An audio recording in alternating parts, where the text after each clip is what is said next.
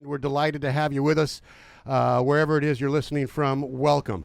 Local matters that need to be taken care of, and we talked about it all morning long. I indicated kind of what the subject matter was, and we'll roll it out to you so that you can understand what we're talking about. Right now, the City of Laguna Beach is facing some legal issues. Temple Hills Land Company, and I'll introduce Chris in just a moment. Chris and Marcella. Chris Dornan founded Dornan Investment Group, which is a fully integrated real estate investment firm. They've got offices in Las Vegas, and most importantly, they have offices right here in Laguna Beach. They've completed about $1 billion of multifamily office and flex and industrial, retail, hospitality, and all different kinds of properties. So Temple Hills Land Company, if I'm not mistaken, Chris, can I say that that's a company you started here for purchasing some parcels on the Temple Hills area? Correct. It solely owns land parcels up in Temple Hills. Okay, and it's a dozen parcels? Yes, there's 12 separate parcels. Okay, and that totals about a little over 19 acres. It's undeveloped. It's residentially zoned property that's obviously located in the Temple Hills neighborhood. And the city doesn't want that land to be worked on, doesn't want it to be developed. It wants to leave it as open space. I'll explain to the audience right now that what you're going to hear a lot is an RPR, which is a real property report, and that's a document that's ordered when there's real property transactions in the city. The report basically breaks down zoning information, what the city would recognize as legal use, and if there's any outstanding permits or code cases on the property. So when you hear either RPR or real property report, that's what we're talking about. So first of all, allow me to welcome both Chris and Marcella Dornan to the Voice of Laguna. Welcome. Thank you for having us. Thank you for having us. Well, thank you. Pleasure to be here. Thank you for being here. I really appreciate your time with us and explaining this to our audience. So you purchased the 12 properties in Temple Hills. When did you purchase them, and how much did that cost? Well, now you're actually asking me to recall from memory here. I believe There'll be a quiz on Friday. Exactly. We acquired them about a little over 3 years ago. Okay. We paid in total roughly $5.5 or $6 million. I don't recall precisely from memory. Okay. Somewhere in that neighborhood. Okay. And when you purchased the properties, you were under the impression that you could develop them. Yes, we did extensive title work Okay. through our land use attorneys, Okay. including hiring civil engineers to complete land surveys to identify easements, road easements Right. that supported the property and its ability to be developed, and also confirming each of the individual parcels, doing studies. Conducting studies to determine the slope density to make sure it's in compliance with the city's zoning requirements, Right. And things of that nature. Okay. And at that time, it was compliant. Yes, we determined that it was compliant. The city also, as you previously mentioned, as a code requirement in the city of Laguna Beach, before you can close on a real property purchase or transaction, you must pay the city for what's called the real property report, an RPR report, which conveys, zoning status, permit status, infractions, code violations, the history of the property, what's allowable uses, etc.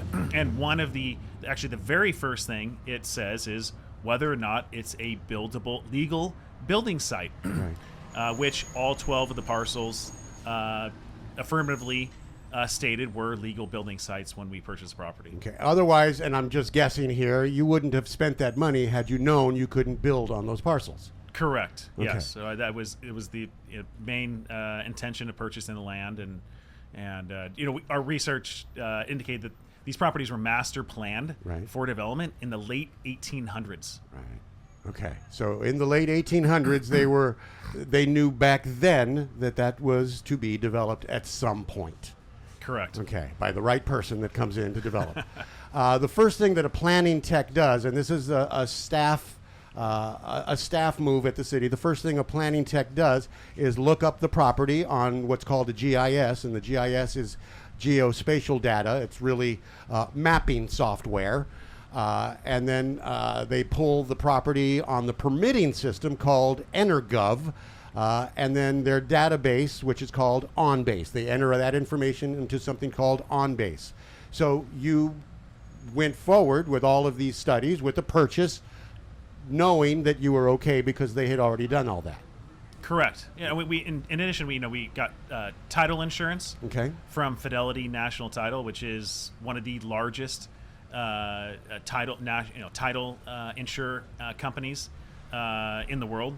That confirmed that we had legal road access and ownership to roads that service the properties.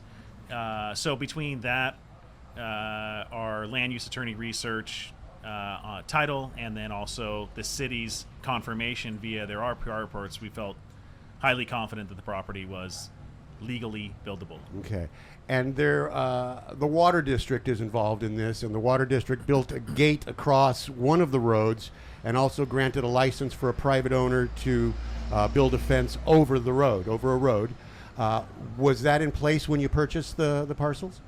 So we weren't aware of the revocable license agreement that the water district through the City of Laguna Beach had provided to the adjacent area, because they didn't record that on our property, which is really interesting. It wasn't recorded on the actual road where they provided the license. It was recorded on the neighbor's property. So there was no way for us to pull up that information, to discover that information, which is why we were able to receive title insurance on the road.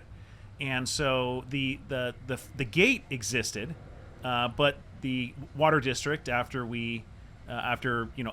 several back and forth with our attorneys, determined that we did have legal rights to the road, and so they agreed to move the gate and provide us full access to the gate. Okay. And so we share a lock on it today. It's a shared road easement. Okay. We own roughly 3/4 of the road, and the water district's property overlaps a portion of the road. And so what happens is there's a shared road easement agreement. So we both can utilize the road for access.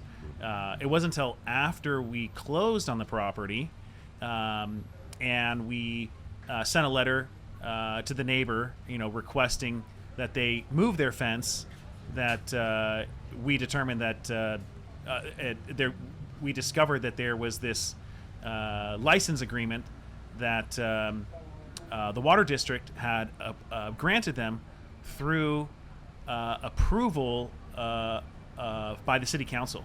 Okay. And is it the current city council that's seated now, or a different version of the city council? A different version. There's some overlapping members. All right. I want to take this slowly, so there's a lot of minutia, and I get it. And Very technical. I want our audience to follow along. Eventually, the city came to the conclusion that the designation in the real property reports that it was buildable was in error.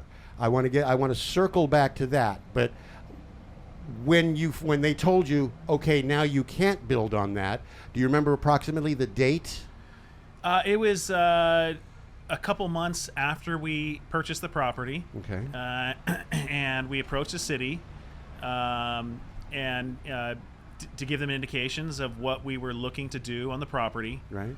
And shortly thereafter, I received a call from the then planning director that there was a supposed computer glitch when these properties, when these RPR reports were automated, when they were automated, through their computer system. Right. And so they needed to send me revised RPRs reflecting corrected information without the computer glitch or the computer error that had resulted in the initial real property reports that were provided to us. And your attorneys deposed one of the staff members, the designated professional that knows the processes of real property reports and the encroachment permits and the fencing outside of property lines, all of that.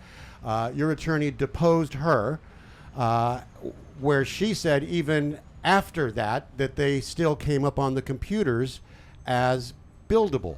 But she was told specifically by Mark Weiner at that time to fix it, to change that report. Is that your understanding? Yeah, that is correct. Okay. And so, in spite of this supposed computer glitch, these reports are done manually, right, based upon information they pull from, as you previously referenced, a couple of databases that they maintain. And when she went to revise these or pull new real property reports, it still said that they were legal building sites. Right. She was told to manually change only that one item on the reports and produce them so that they could be delivered to us. Okay. And this was done by Mark Weiner, who's no longer with the city. Do you have any plans on deposing him? He was deposed.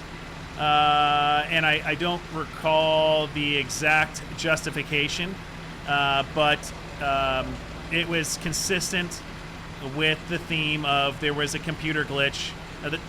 His deposition was done prior to the staff technician's deposition.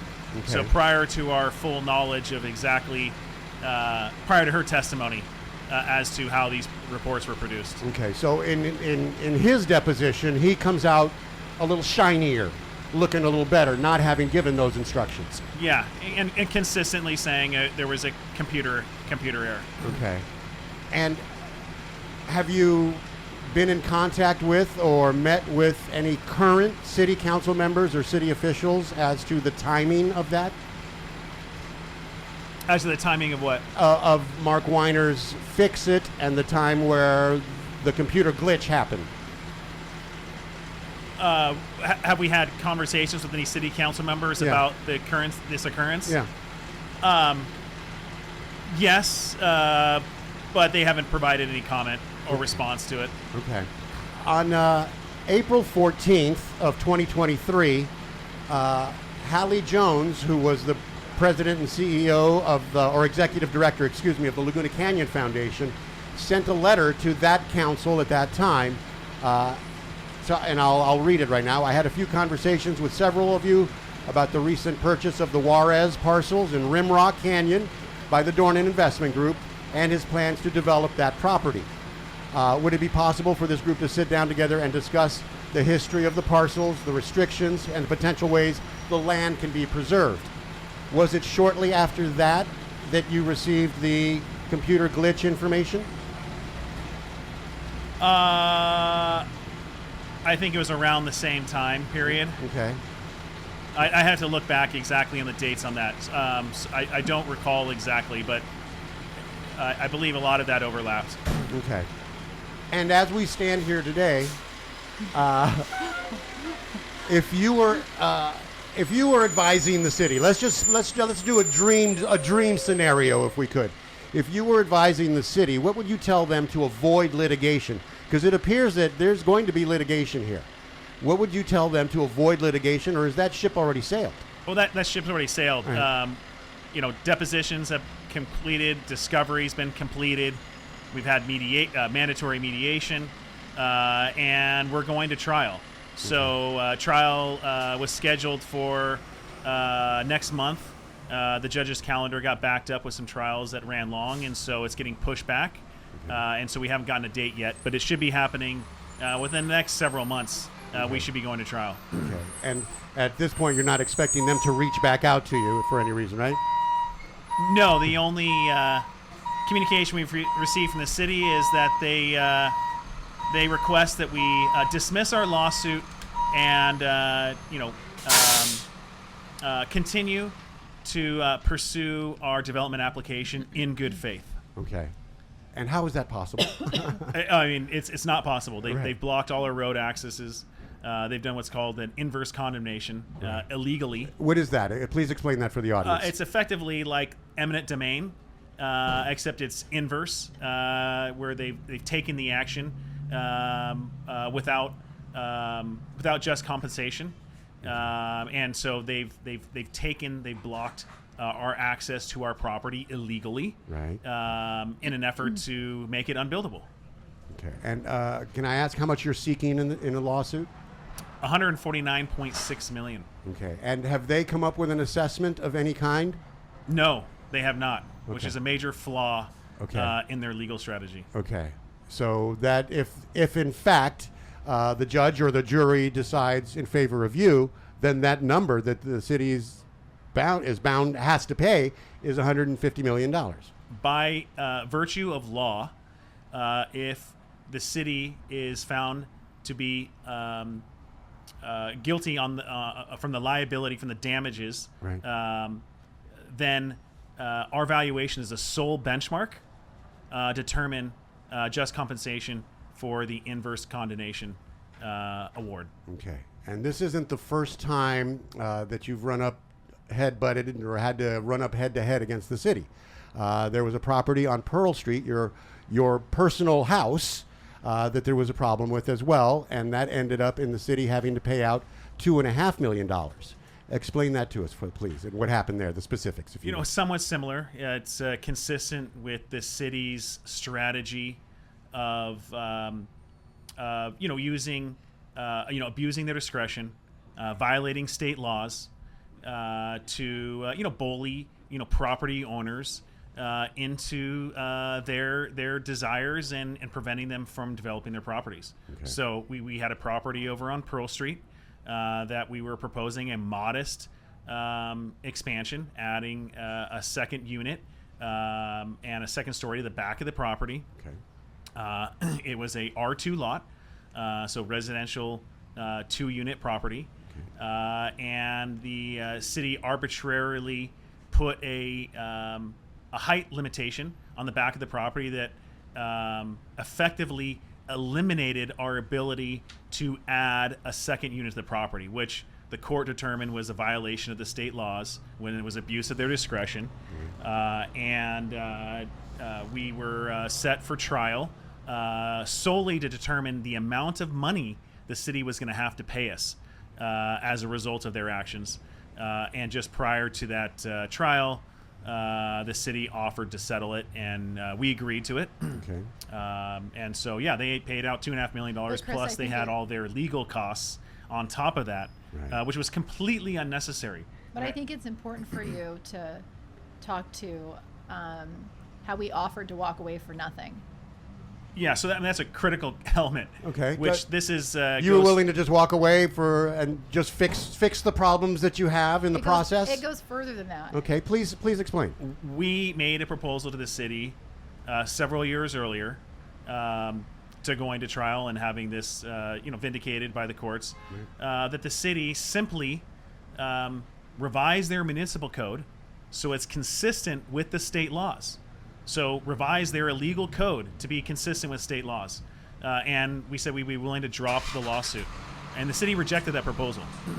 They would rather pay out the $2.5 million. They would rather pay out the $2.5 million because the city would rather exert their illegal discretion over property owners because their belief, and it's been a highly successful strategy for many, many decades, is that very few property owners have the fortitude and the resources to challenge the city. And most property owners concede and capitulate, Right. and they abandon their projects. And it's been highly successful. And they've been litigated against very, very few times. And so it's an effective strategy from their standpoint. And they wanted to retain their legal discretion to continue bullying property owners to their will and violating our civil rights in America. And had they not settled and they'd gone to trial and lost, that would have set a precedent that they would have had to follow forever, including now this Temple Hills project. Okay. Correct. All right. And in the meantime, that is spot on. And in the meantime, they're also wasting taxpayers' dollars on legal fees Right. that they don't need to if they would just follow the law. And payouts, legal fees and payouts as well. So it's costing residents of Laguna Beach significant money.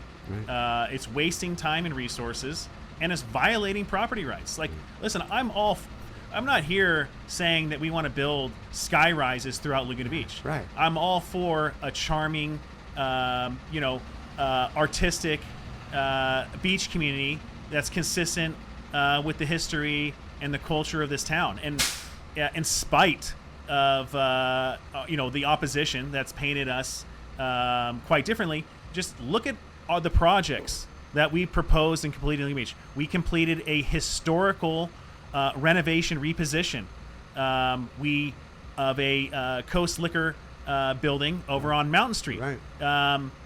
Didn't expand it. We restored it to its original design, Right. and it earned a E rated, the highest historical rating you can achieve. We built a affordable and economical artist work-live project. There are artists living there now that would be living in their vans had that project not been completed. I mean, the project has been described by opposition as this, incredibly expensive, fake artists community. But it is 100% authentic. It's unique. It's the only purpose-built project of its scale and size, completely designed for the needs of the artists, which is why it's so successfully leased and occupied by artists of all different venues of artistic talent. Right. And we have, as you mentioned, artists that were once living in their cars that couldn't afford to live in Laguna Beach. They can afford to live there. I do a segment here on Mondays called the Artist Corner. I had an artist on who called you a champion of affordable housing because of that situation exactly. And a lot's been made, as you said, about some units not being affordable, and for that I pointed to the relative affordability of Laguna Beach.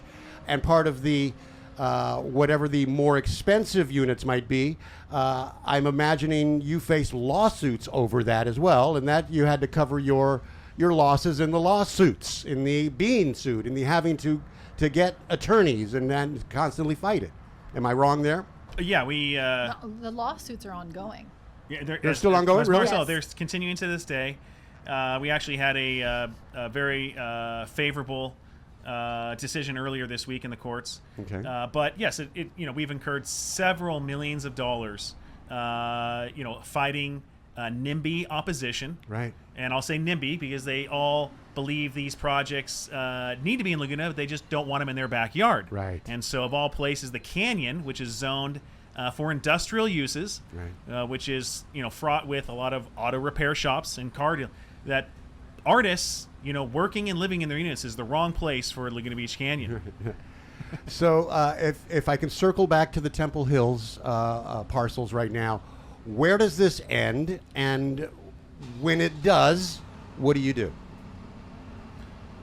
Well, we believe it's going to end where the city is either going to pay us full market value for the property, in which case, if we agree to those terms, they can retain it as open space, Okay. or we're going to be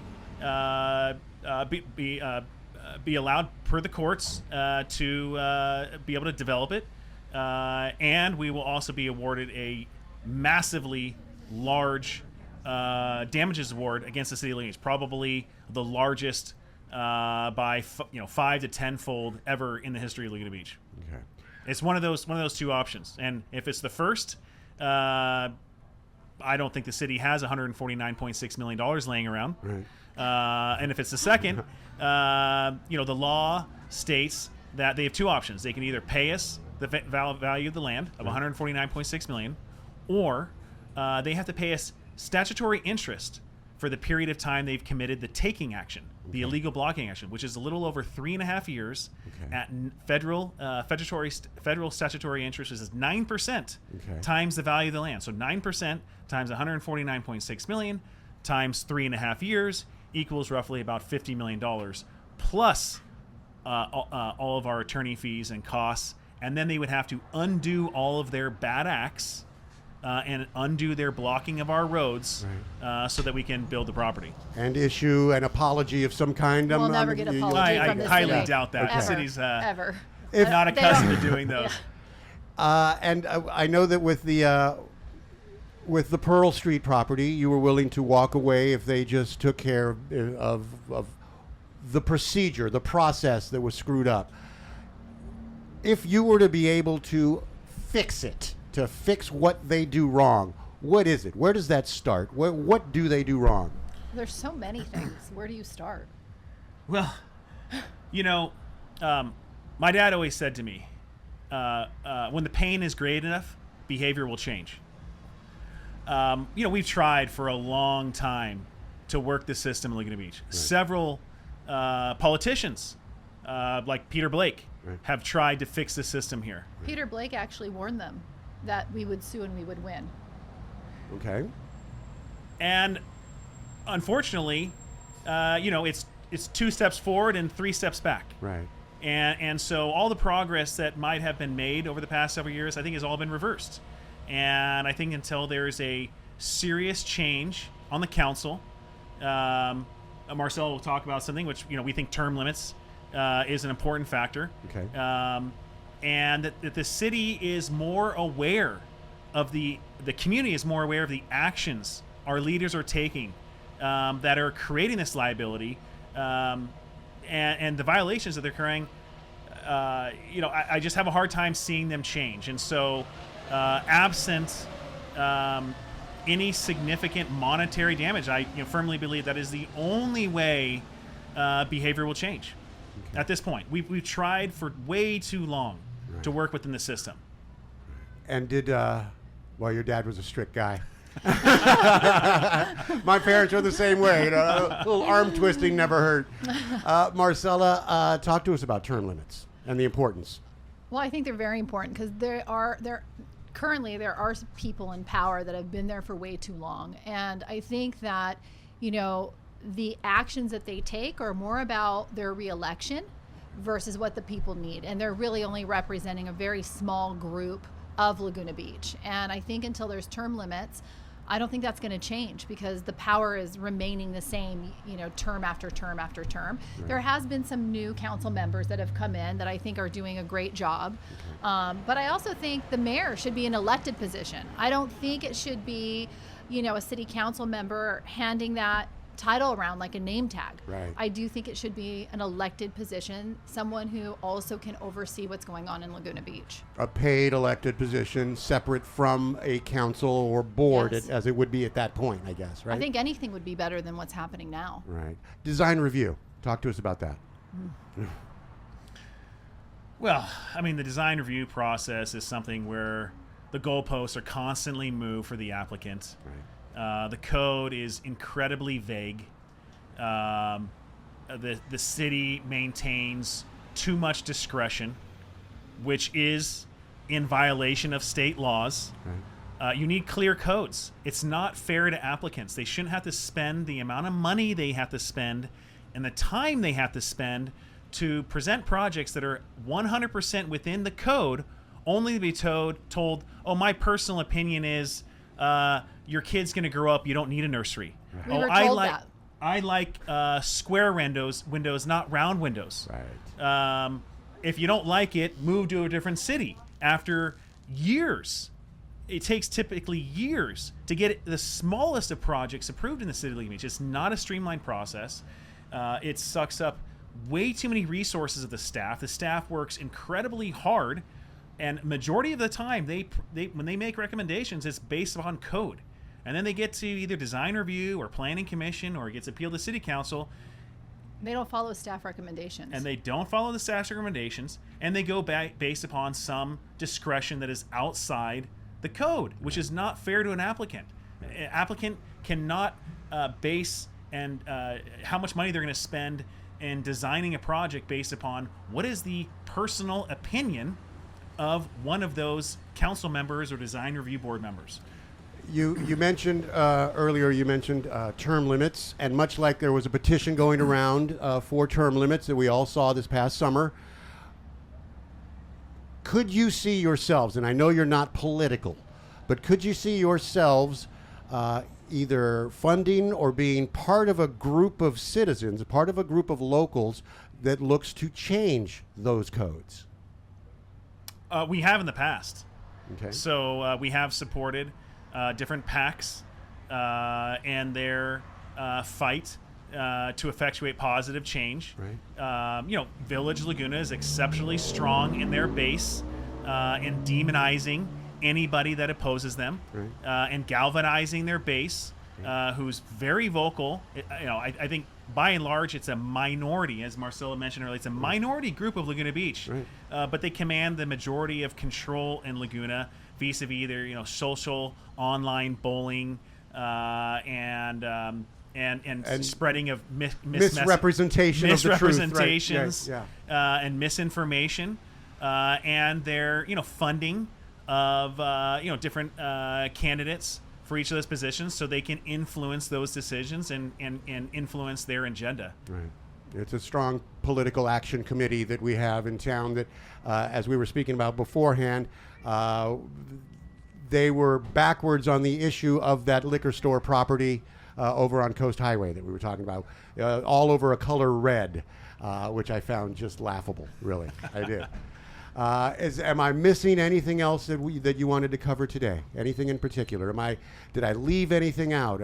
Anything that you'd like to talk about? I think Marcella maybe can talk about a podcast that she's starting. Let's talk to about help it. bring some awareness. First of all, congratulations. Thank you. It's so much out of my comfort zone. It's unreal. You're a natural. Oh my God, you're so kind. Yeah, I'm really starting a podcast to build awareness in Laguna Beach, and I think that there are a lot of people like us where we work and we're busy and we have kids and we have a life outside of Laguna, and sometimes it's hard to be informed and it's hard to be involved just because of lack of time, not because you don't care. Right. And it really is much easier to listen to a radio show on the way to work, or to listen to a podcast on your way to work and say, wait a minute, if this is happening to my neighbors and it's also happening to me, maybe I should be a part of this change that needs to happen in Laguna. And I'm going to have guests on my show that's going to talk about experience that are happening here, real life in Laguna Beach.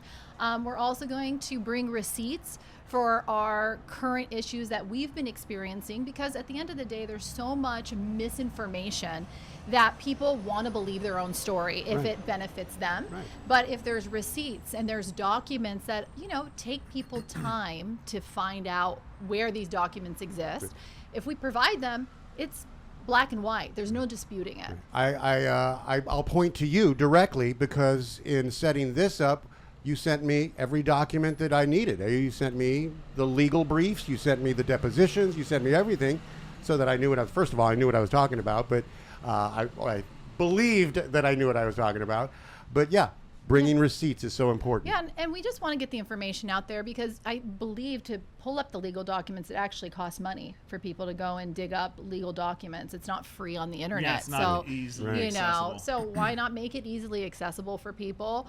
And I want people to not be afraid to speak up, because I hear too many times when I'm inviting guests on, wait till I'm done with my project because I'm afraid that they're going to retaliate against me. That is so unfair. You should be able to build a project here in Laguna Beach and not be afraid of retaliation from planning commission or city council members or design review. And I think this has gone on for way too long. And I really hope that people just start circling together and bringing awareness to the community, so that people can live here and make improvements to their home or make improvements to their business, and bring a more vibrant community. There's too many stores that are closed now, and people are afraid to do business here in Laguna Beach as well. Agreed. And the name of your podcast, and how do we find it, and where will we find it? Well, it's going to be on Instagram. Okay. We're starting off on Instagram. It's going to be on Unmasked Podcast _. And then we will be launching it pretty soon across the different platforms as well. Okay. Well, as often as you need to. You're already great. You don't need to brush up on talking on a microphone or anything. You're so nice. As often as you need to, uncomfortable. Whenever you want, come on in. We'll have a conversation. Thank you so much. I appreciate it. I appreciate you both. I appreciate you for what you do for this community, what you've done for this community. I drive by the Artist Lofts every day, twice a day, and I think to myself, absolutely a necessary thing. And I wish you all the best of luck. Thank you so much. Thanks, Ed. All right. Appreciate having us on. Look forward to talking to you again. 12:41 the time, 19 minutes in front of 1 o'clock. It's the Mornings with Ed show. Oh, nope, it's the Afternoons with Ed show on the all-new Voice of Laguna.